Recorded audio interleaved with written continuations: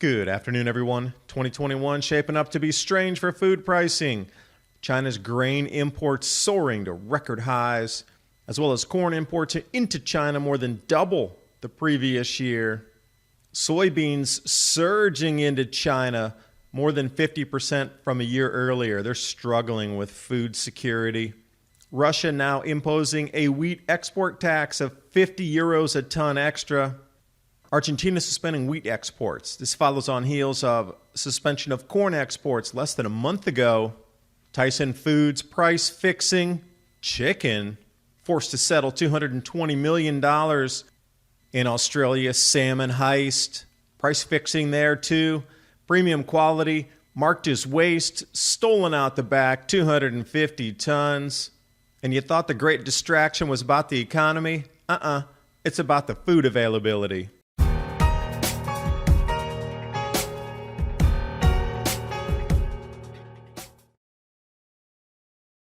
There's suggestions that our credit scores might be based on our internet history in the near future, the same way banks use data like income to judge credit eligibility.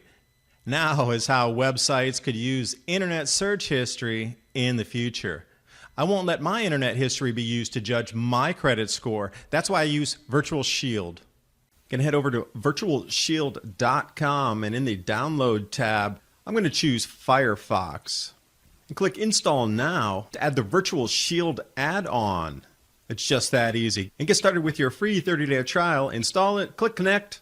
You'll see the shield turn from red to green. And you'll see how from my initial service provider, I was able to even change my IP. Virtual Shield Network protected. Go to virtualshield.com/adapt2030 for 50% off today, or click the link in the description box below the video. Now on with your cinematic enjoyment.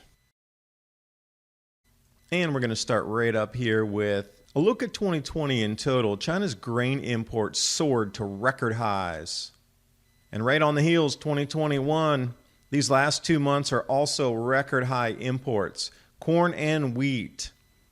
So if you take a look at the quota numbers, more than double the previous year's volume was outbound to China. After their massive 400-year floods, they lost their stored foods. An enormous amount of their field crops were underwater. They're having a very difficult time. They even have a one-plate campaign, meaning finish everything on your plate. Don't waste it. If you're really not that hungry, don't go for the second plate. Food insecurity is another way to describe that. They call it a healthy demand. You mean record imports because their people are food insecure? Well, I guess that's a healthy demand. Domestic shortfall in corn supplies. It's such nice language the way they describe it. They don't want to spook the markets. You can see how it's worded right there. Also, Chinese corn futures rallied 40% in the last 2 months, record high prices, but that's just healthy demand. And also the 2020 U.S. soybean imports for China surging over 50% from the previous year. Customs data now into unknown buyers with record volumes. It's interesting. I wonder where those outbound cargoes are going. But off of worldgrain.com, some more related articles. China likely to increase wheat imports. 2021, obvious. China imports to increase for the corn, obvious. But here's where it gets a little eyebrow raising. Really? India's wheat imports to increase. And Brazilian soybean exports over to China increasing as well. Outlier here, Vietnam feed wheat imports need to increase sharply. A lot more demand out there. And before we look at the new export taxes coming out of Russia for 50 euros a ton, the Foreign Ag Service, private exporters report the following sales. This is just last week. 132,000 metric tons heading for China. So you can see this kind of record demand is going to continue and continue. They have these single lot off buyers. And where's that 108,000 metric tons of corn going to Colombia? That's not generally a large importing nation unless they're going to bring it in and then re-export it to China, so it doesn't look like a single nation's exporting so much to China. Now this is story of the year here so far. Russia saying that wheat exports are now going to be garnered with a new increased tax of 50 euros a ton. But the interesting thing is Russia put a wheat export levy of 25 euros a ton just a month ago. Now they're upping it to 50 euros a ton, or doubling that. They're trying to discourage international buyers out on the market from swooping up Russian wheat.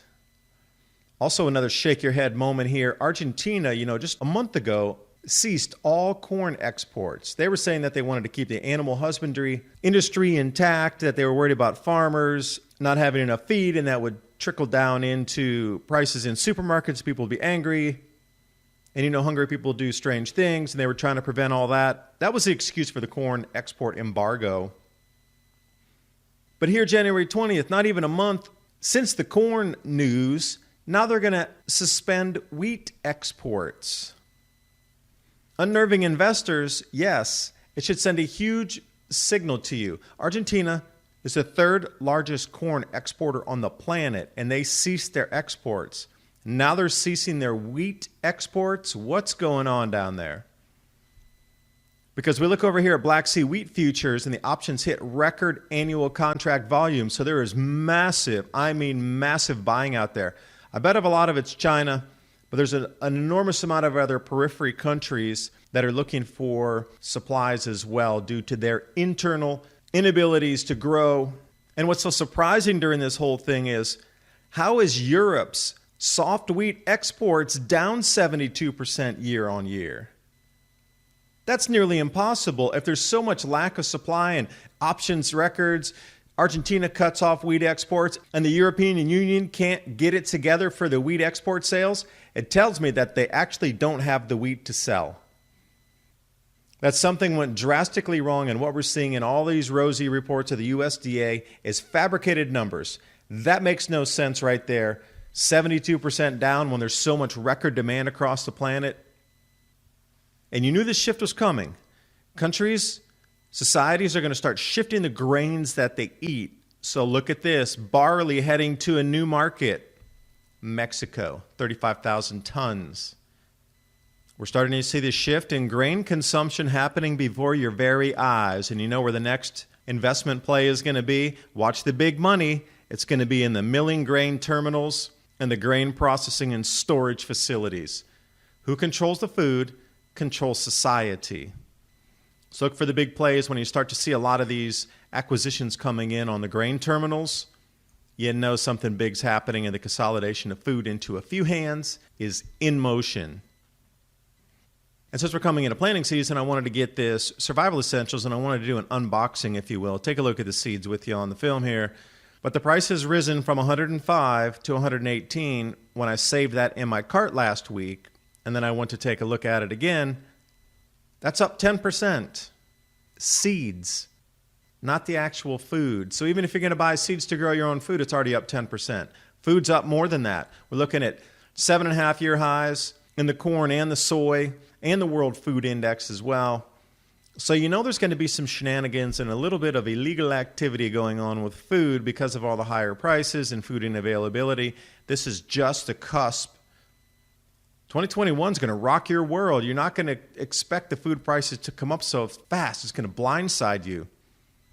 So here's what you can expect of not just food theft, but collusion in the food industry here. 2 examples from this week alone. 5 charged in huge New South Wales salmon heist. 5 employees at the Sydney fishery had cooked the books, and then they downgraded premium quality salmon as waste. Set it off to the side, booked in as waste. But then they came out the back door, took all that quote-unquote waste, and then resold it. Premium quality salmon, 250 tons. Apparently $4 million. And if one place was caught, you know there's 50 others where they're not being caught. Now, a small fishery in Australia is one thing. Tyson Foods is completely another league. They were caught price-fixing chicken. Had to pay $221 million to settle litigation. 3 groups had sued them. So think about what's going on with Chicago Mercantile Exchange and with the USDA and their rosy forecasts. What other types of price fixing do you think is going on at the governmental level compared to just multinational corporation level, compared to small regional production levels.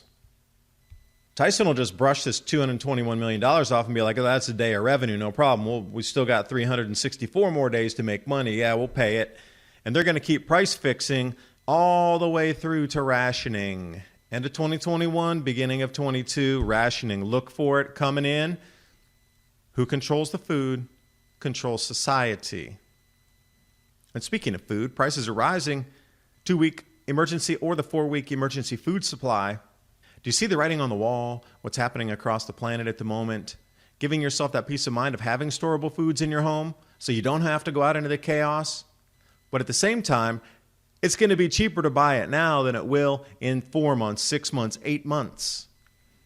Think of it in many different levels of what this can mean to you in terms of your pocketbook and your peace of mind. That link's in the description box below the video, along with all the links to tonight's story so you can read more about the chaos of food across the planet. I do thank you for watching. I hope you got something out of the video, and I'll see you next time.